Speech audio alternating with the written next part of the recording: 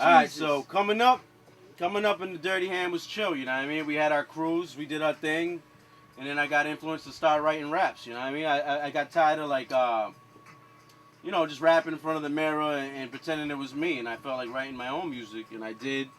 I did it on like a karaoke machine, you know what I mean? It sounded alright, and from there I got a number. I worked at this clothing store, Hip Zeppy. Oh, downtown, really? Maybe that's why you look familiar. But how long ago? Like 5 years ago? I'm talking 95, man. Oh man, now I worked at Hip Zeppy, and I was looking through a magazine, and it had a number to a studio. I called that up and set up some studio time, and it was a rap from there. Me and Father Time went up there. We started recording music, and we dropped the Legacy Begin album, you know.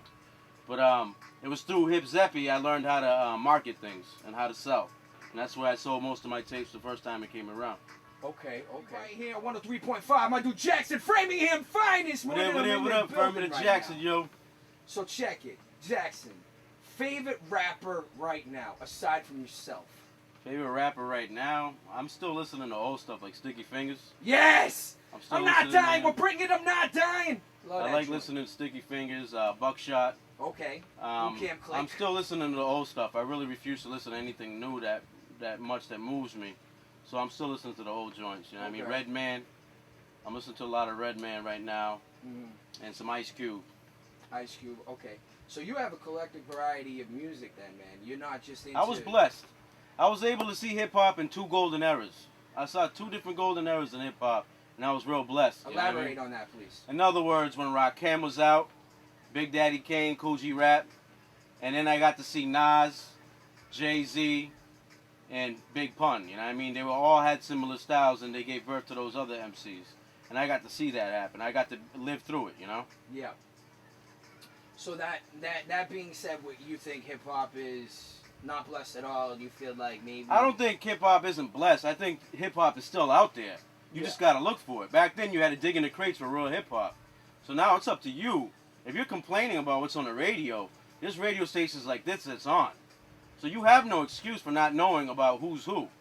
You have the option to go on the internet and find rappers that's out there who's doing it still and doing it the right way and not compromising anything.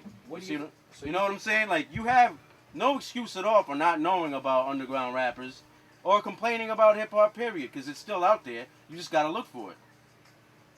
So, all right, so you feel like hip-hop is not the way it used to be. And, I mean, that is apparent, obviously. I mean, when you got individuals like Lil Wayne and King No, I'm saying mainstream could do mainstream all they want. Yeah. Because it's now that the internet's out, you don't have to care about what's out there right now, because you can go to the underground and get on this radio station like we're talking right now and listen to real hip-hop. You know what I mean? You don't have to listen to mainstream or complain about it all the time when you got outlets like this to come to. You know what I mean? Yeah. So that's all I'm saying is that hip-hop ain't dead, and there's still good music going out. You just got to look for it. And that's what I like about this type of rap is like now when I want to hear something, I got to search on the internet or go to the library and use their computer. By the way, all these beats are produced by Mateo Getz.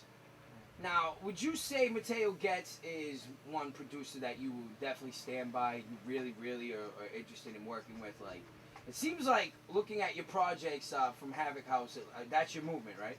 Havoc House, that was my group that I came from, but now it's the Getz Productions movement. Okay, so it's Getz Productions. So then here, there's the answer right there. I don't even need to ask the question. You know what it is? Getz Productions in the building. I mess with Mateo Getz because he's one of them producers that not only makes the beats, but he's all about hustling. You know, he goes out there and promotes. Yeah, I noticed He'll go to the Middle East. He'll go to Bill's Bar. He'll go to Tammany Hall. He'll go to Harper's Ferry, and he's out there passing out CDs. He's not waiting for no one to put him on. He's not waiting for, like I said, he's not riding anyone's coattails. He's not trying to blow up on the strength of nobody. He's about his music. He's about making music every day. Every day I see him making the music. I see him making it. Every day I see him with CDs passing them out. He's hungry. You know what I mean? He's never satisfied, and he keeps doing what he's doing. And that's why I get down with Mateo Getz. You know what I mean? So how long you been working with him? I've been working with him since like 2000, 2001 maybe. I met him. He just started using the 1s and 2s, and I told him you can actually make a mixtape. And we put out like a mixtape. It was back then he was DJ Scarecrow, and we were rapping over instrumentals that were already out. And it's funny because this is before the 50 Cent era, and you know that was the thing. And people, I remember the idiots used to come up to us and be like, "Hey, those are good songs, but you're using other people's beats." No kidding. You know what I mean? Like, it's obvious. That's what a mixtape is. See, they weren't hip to that. Now, years later, now it's okay to come on an instrumental. You see what I'm saying?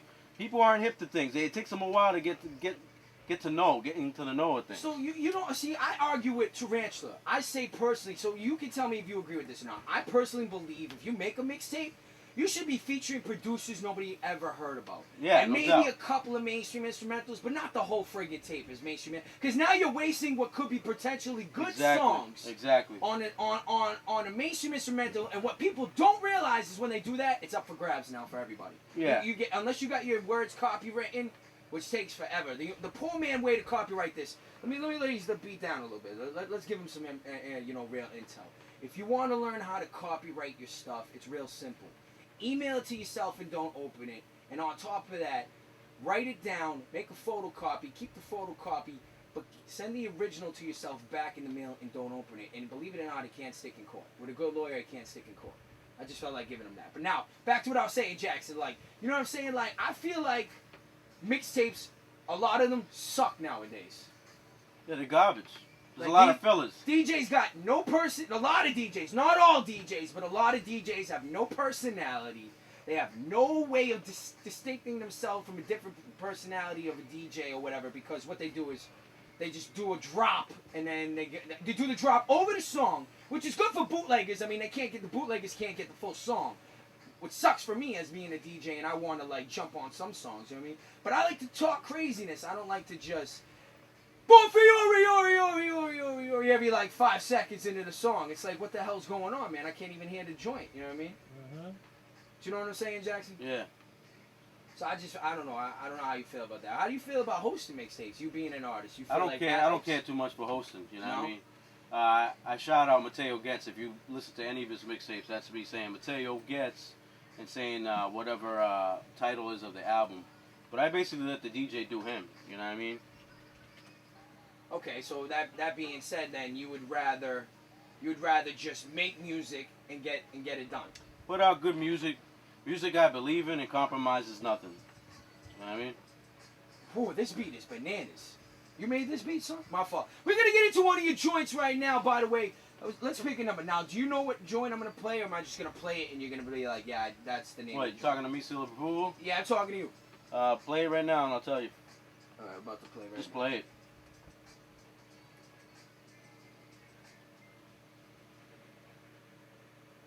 This is What Should He Do? And who's this produced by? This is produced by Golden Child. Okay. And what is this on one of the up and coming projects? Like, do I got any It's exclusive already out. links It's called up? Seal of Approval. It's already out. Okay, just so they know. And they can get seal approval off of Mateo Getz at myspace.com/ Getz Productions, Getz with a Z, Productions with an S. Alright, so you wanna just in case they couldn't hear, you know, the little guy over here. No, I'm just kidding. Yeah, I'm just kidding. Yo, Jaxn, give it to them. Let them know where they can get it, man.